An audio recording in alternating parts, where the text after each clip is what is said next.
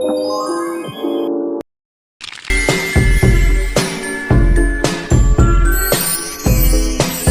my name is Baby Jane Abril Barones from BA 2 Section 2. Today we tackle about convince viewers that teaching is the noblest profession and beings who deserve the best preparation and the best candidate. Good morning everyone. Today we're not merely discussing a profession. We're delving into the very foundation of a thriving and equitable society. The teaching profession is a calling, a vocation, demanding unwavering dedication, profound passion, and a deep understanding of human potential. I stand before you to argue, not just suggest, that teaching is not simple a job, but the noblest of profession deserving our utmost respect, unwavering support, and substantial sustained investment. The future of our world hinges on the quality of education we provide, and that quality inextricable link to the caliber of our teacher. The decision we make today regarding the teaching profession will have profound and lasting consequences, shaping the trajectory of generation to come. We must act decisively and with a profound sense of urgency. Consider your own educational journey. Who inspired you? Who ignited your curiosity? Who believed in you, even when you doubted yourself? For many, that individual was a teacher. These are not merely educators. They are the architect of tomorrow, shaping the mind, values, and inspiration of future generation. Their influence extend far beyond that classroom, shaping families, communities, and trajectory an entire nation. Their legacy is one of enduring impact, a testament to the transformative power of exceptional teaching. They are unsung heroes who build the foundation for progress, innovation, and a more just, equitable world. Their world is not confined to textbook and lesson plan. It extends the very soul of our society. What truly defined a noble profession? It is a solely financial compensation? Absolutely not. A noble profession is characterized by selfless dedication, a profound commitment to service as lasting positive impact on humanity. Teaching embodies these qualities perfectly. Teachers dedicate themselves to the growth and development of other, nurturing potential, fostering critical thinking, and cultivating empathy. Their work transcends their mere imparting of knowledge is about shaping character, inspiring creativity, and empowering individuals to become responsible and engaged global citizens. It's about igniting a lifelong love of learning and fostering a desire to contribute meaningfully to the world. It's about shaping the future one student at a time. The impact of teacher extend far beyond individual student. I will educate populace, fuels economic growth, fostering innovation, and strengthen democratic institution. Teachers are not catalyzed for progress, empowering individual to reach their full potential and contribute meaningfully to society. Their influence shape families, communities, and the world are large. Consider the countless leaders, innovators, and artists whose paths were shaped by an inspiring teacher. Their contributes are a direct result of the investment in education. A nation's prosperity and its ability to compete on the global stage are directly connected to the quality of its education system. At that system is only as strong at its teacher. Investing in a teacher is investing in the future of our nation and the world. Despite its profound importance, the teaching profession faces a systematic crisis. Teacher shortage, adequate compensation, insufficient resources, and a lack of societal recognition are widespread issues borne out and rampant, and many talented individuals are deterred from pursuing the crucial career path. Their challenges treated the very foundation of our educational system and demand immediate and decisive action. Ignoring this crisis will have devastating long-term consequences for our society. Adhering our ability to compete globally, address social inequalities, and fostering innovation, we are failing our teacher. And in doing so, we are failing our student and our future. To attract and retain the best teacher, teacher, we must make a strategic and substantial investment in their preparation and ongoing professional development. And this include rigorous teacher training programs that incorporate the latest pedagogical research and best practices, assist to cutting-edge resources and technology, and ongoing mentor opportunities.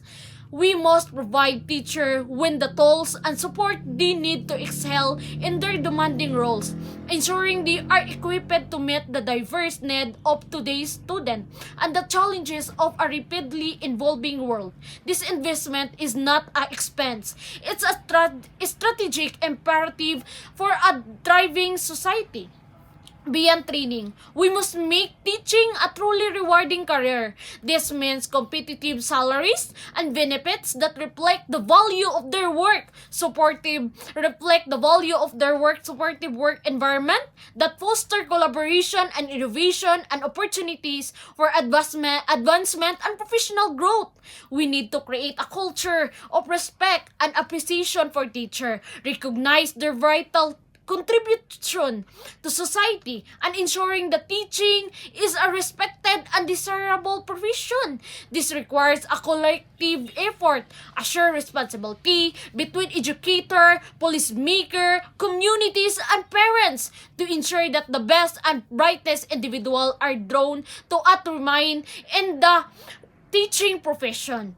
In conclusion, teaching is not merely a profession. It is the cornerstone of a thriving and equitable society. It's time we treat it as such. Let's invest in our teacher, financially, emotionally, and intellectually. Let's create a system that supports values and celebrate their invaluable contribution. When we invest in our teacher, we invest in the future or our child, our community, and our world. Let's make this a shared responsibility, working together to ensure that every child has access to a great teacher, setting the stage for a brighter and more prosperous future for all. Let's act now before it's too late. The teacher profession is not merely a job. It is the very bedrock of driving an equitable society. It's the engage of progress, innovation, and social mobility.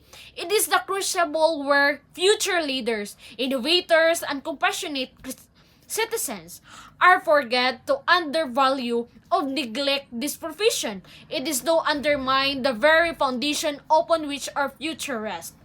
The challenges facing the teacher profession are not merely inconvenience, they are systematic issues that demand immediate and decisive action. We cannot afford to stand idly by while teacher shortage depend, burnout rates soar, and resources widely.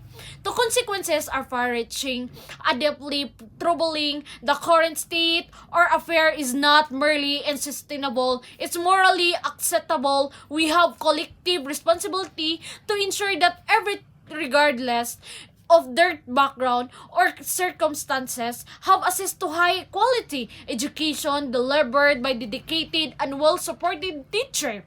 This is not simple a matter of educational equity. It is a matter of social justice. It is an investment in the future, an investment in human potential, an investment in very soul of our society. We must act now, not tomorrow, not next year, but today. This is not a play. It is a call to action. We must demand systematic change, advocating for policies that attract and retain the best, brightest individual to the teaching profession. This means competitive salaries and benefits that reflect the true value of their work, comprehensive and ongoing professional development, opportunity access to cutting-edge resources and technology, and supportive work environment that foster collaboration and innovation. We must reduce administrative burdens, province adequate classroom resources, and create a culture of respect and appreciation for teacher. This is not simple about approving test scores. It's about nurturing the human spirit, fostering creativity, and empowering individuals to reach their full potential. The task before an insignificant but not insurmountable, we can and must create a system where teaching is not only a noble profession, but a truly rewarding and sustainable career path. There requires a collective effort and shared responsibility between educator, policymaker, community, and parents and students themselves. We must work together to advocate for change, to raise awareness, and to demand the resources necessary to support our teacher and elevate the teaching provision to the place of honor of deserve. Let us commit to create a future where every child has access to create great teacher, a teacher who inspire, challenges, and empower them to reach their full potential. Let us invest in our teacher not just financially, but emotionally and intellectually. Let us create a system that values respect and celebrate their indelible contribution to society.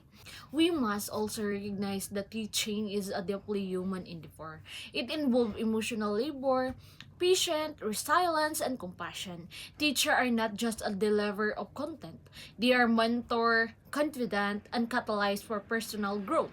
In the face of increasing class size, diminishing support staff, and heightened expectation, teachers continue to show up day after day with unwavering commitment. They pour themselves into their work, often at great personal cost. It is time we reciprocated that dedication with real tangible support. The mental health and well-being of teacher must be prioritized. Burnout is not a buzzword. It is a crisis. Excessive workloads, insufficient planning time, unrealistic demand, and lack of autonomy are pushing skilled educator out of the profession. If you truly value our teacher, we must create environment that sustain them rather than deplete them. That means implementing wellness program, ensuring reasonable workloads, and fostering professional autonomy and trust. Furthermore, we must transform the narrative around teaching. Too often, teachers are unfairly blamed for systematic failures. Beyond their control, they are judged by test scores and data points that fail to capture the full scope of their impact. We must shape this narrative from one of critique to one of celebration. We must elevate the voice of teachers in shaping education policy for who better the guide reform that those who live and breathe education every day. Investment in education is not a luxury. It is a necessity. Every peso, dollars, or euro spent on education yields exponential return into the form of informed, skilled, and empowered citizenry in full economic development, fosters social cohesion, and promotes democratic values. Neglecting education, and by extension teacher, is not just short-sighted and is a threat to our collective future.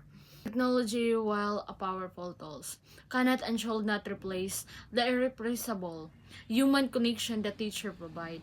The pandemic taught us that no screen, no algorithm, and no platform can replicate the presence of a dedicated teacher who understands, motivates, and uplift their student. Let us harness technology to support teacher, not sideline them. Equity must also be at the forefront of our effort. Rural, underserved communities often suffer the brunt of teacher shortage and lack of resources. This propitiates cycles of property and equality. We must ensure that every school, no matter where it's located, has access to qualified educators and adequate support. This requires strategy investment, targeted policy, and unrelenting commitment to justice. Parents and guardians now play a crucial role. They must be seen not external observers but as essential partners in the educational journey. When families and teachers collaborate, student-driven school should be community hubs, spaces where everyone is invested in the success of every child. Finally, we must plant the seed of respect early. Children must grow up seeing teaching is a revered and respected profession. Society must stop treating teaching as fallback career at extent recognized. It is a calling of profound significance. When children see their teacher being valued, they in turn value learning. The road ahead will not be easy. It will require courage to confront entrenched system, creativity to envision new possibility, and collaboration across all sectors of society. But the reward are beyond measure. When we support teacher, we apply community, when we invest in education, we secure a brighter, more just, and more compassionate world. Let this our moment of reckoning and our moment of resolve. Let us not simply admire teacher during celebration or crisis. Let us stand beside them, advocate for them, and building with them. Because with teacher drive, society drive, and we honor the teaching profession. We honor the very essence of our shared humanity. The time is now. The responsibility is ours. And the future, if we choose the act, can be brighter than we ever imagined. Thank you. That's all for today.